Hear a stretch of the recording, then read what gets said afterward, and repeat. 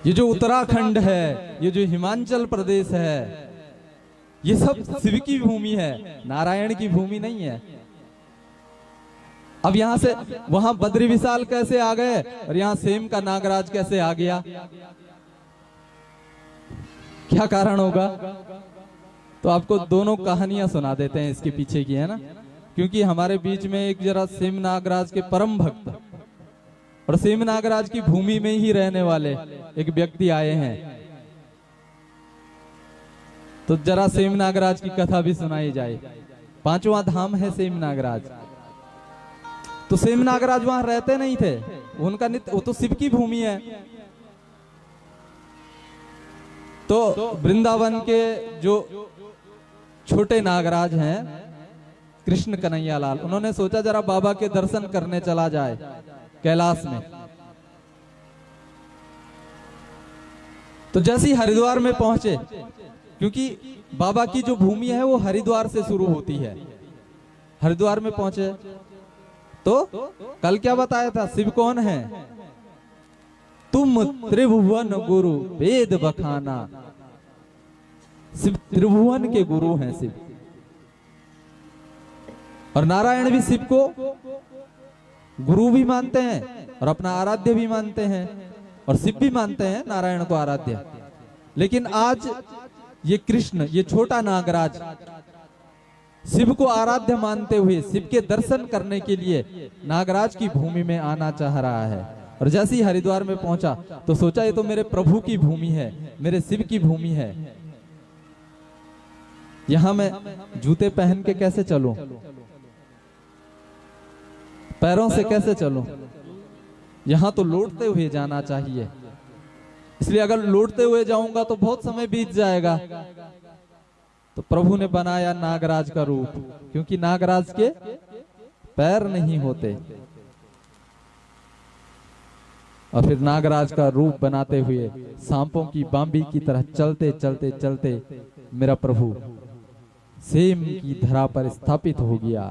बोलिए सेम नागराज भगवान की जय हो, सेम नागराज भगवान की जय। अब नागराज में तो सेम मुखे में तो नागराज बैठ गया। अब सोचो बद्रीनाथ में कैसे पहुंचा, क्योंकि वहां भी तो किसकी भूमि है? शिव की भूमि है। हम नारायण ने सोचा कि इनको सेम मुखेम की भूमि इतनी पसंद आई, इन्होंने सोचा जरा एक घर और बन जाए गढ़वाल में, कैलाश में अगर एक रहने का निवास और मिल जाए तो कितना आनंद आएगा। और सारी भूमि शिव की है तो शिव से कैसे छीनी जाए, जरा कुछ थोड़ा जगह ली जाए। तो नागराज ने आज एक छोटे बच्चे का रूप बनाया, और जो केदारनाथ के पास गौरी कुंड है ना, उस गौरी कुंड के पास में छोटा बच्चा बन करके जोर जोर से रोने लग गए। अब गौरी कुंड में मैया पार्वती स्नान के लिए आती थी, भोले बाबा भी आते थे। मैया ने देखा, अरे कितना प्यारा बालक है, रो रहा है। तो शिवजी ने देखा, शिवजी तो समझ गए तो मेरा प्रभु है, उन्होंने ध्यान नहीं दिया कि बोला छोड़ो, कुछ ना कुछ लीला चल रही होगी, ध्यान मत दो।